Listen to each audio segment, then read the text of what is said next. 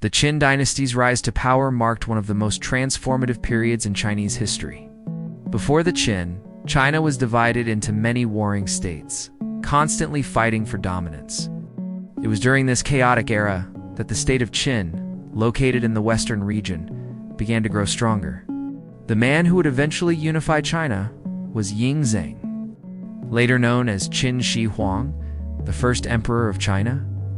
From a young age, Yingzheng displayed intelligence, ambition, and a ruthless determination to consolidate power. By the time he ascended the throne, he was not satisfied with ruling only Qin. His vision was far greater. He wanted to end centuries of division, create a unified empire under his absolute rule. This vision set him apart from other rulers of his time. The Qin army was highly disciplined and used advanced weapons made of iron. With superior military strategies, Qin gradually defeated rival states one by one. In 221 BCE, after conquering the last of his enemies, Yingzheng declared himself Shi Huangdi, meaning first emperor. This was a bold move. No previous king had dared to call himself an emperor. It symbolized that he considered himself above all past rulers, the supreme authority of a new era. Qin Shi Huang's rise was not just about military conquest. He believed in a centralized system where all power came directly from the emperor. He abolished the feudal system, where nobles had independent power, and replaced it with a strict bureaucracy. Governors and officials were directly appointed by the emperor, ensuring loyalty only to him. The rise of the Qin and the vision of Qin Shi Huang laid the foundation for a unified China. Though his rule was often harsh, he achieved what no one before him had: the dream of all under heaven united under a single emperor. One of the defining features of the Qin dynasty was its reliance on legalism as the guiding political philosophy. Unlike Confucianism, which emphasized morality, family, and benevolence, legalism focused on strict laws, harsh punishments, and centralized control. Qin Shi Huang fully embraced legalism, believing that people could only be controlled through discipline and fear of consequences.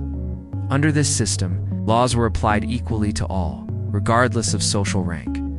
In theory, this created fairness, but in practice, it often led to cruelty. Even small offenses were met with severe punishments, such as forced labor, exile, or even death. Rewards, on the other hand, were also significant for those who served the empire well, especially soldiers and loyal officials. Qin Shi Huang used legalism to crush dissent and strengthen central authority. For example, books that promoted Confucian ideals or criticized legalism were burned. Scholars who resisted were punished, sometimes executed, to prevent alternative ideologies from spreading. This famous event is known as the burning of books and burying of scholars.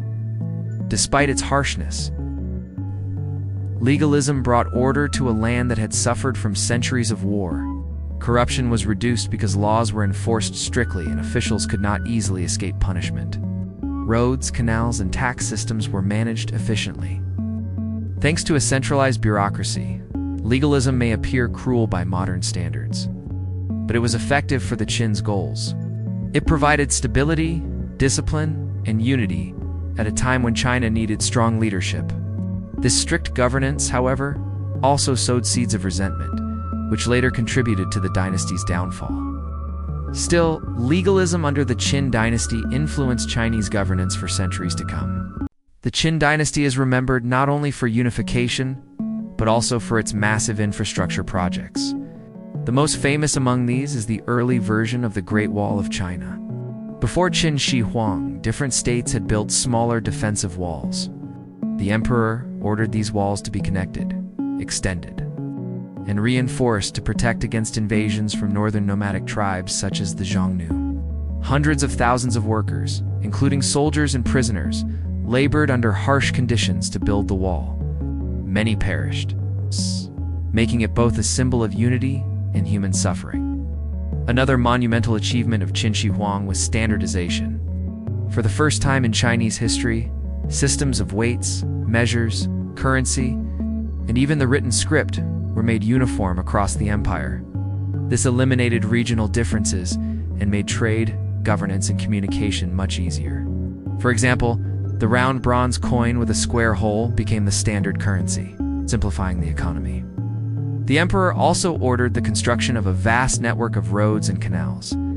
These roads were wide and connected the empire's farthest regions to the capital, Shenyang. They allowed for faster movement of armies and more efficient collection of taxes. The empire was connected like never before, strengthening both military and economic control. Such projects demonstrated the emperor's ambition and vision for a unified China. However, they also revealed the heavy cost of his rule. Millions of laborers were forced into service, and the burden of construction fell heavily on the common people. Despite this, the Great Wall and standardization remain symbols of the Qin Dynasty's enduring impact.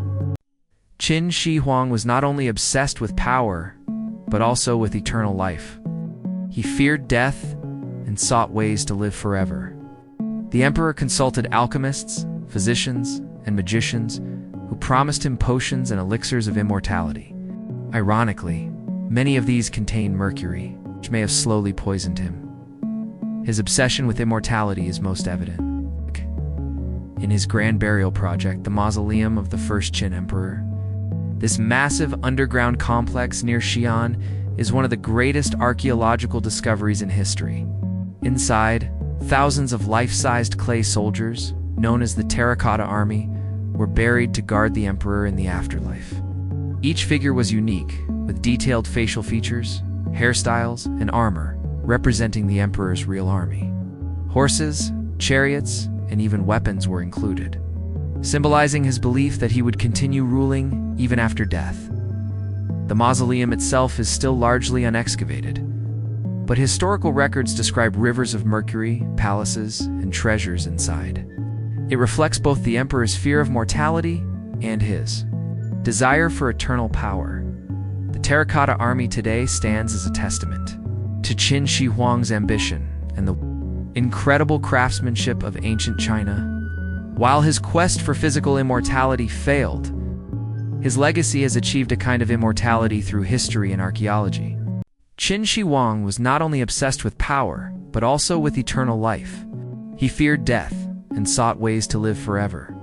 The emperor consulted alchemists, physicians, and magicians, who promised him potions and elixirs of immortality. Ironically, many of these contained mercury, which may have slowly poisoned him. His obsession with immortality is most evident in his grand burial project, the mausoleum of the first Qin emperor. This massive underground complex near Xi'an is one of the greatest archaeological discoveries in history.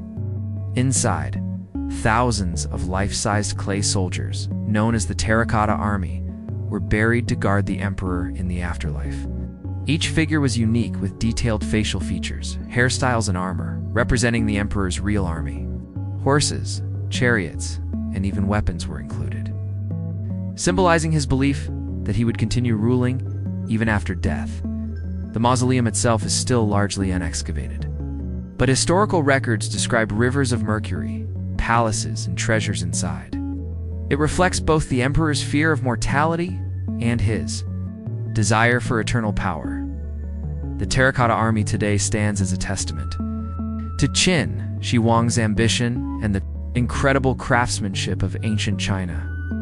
While his quest for physical immortality failed, his legacy has achieved a kind of immortality through history and archaeology.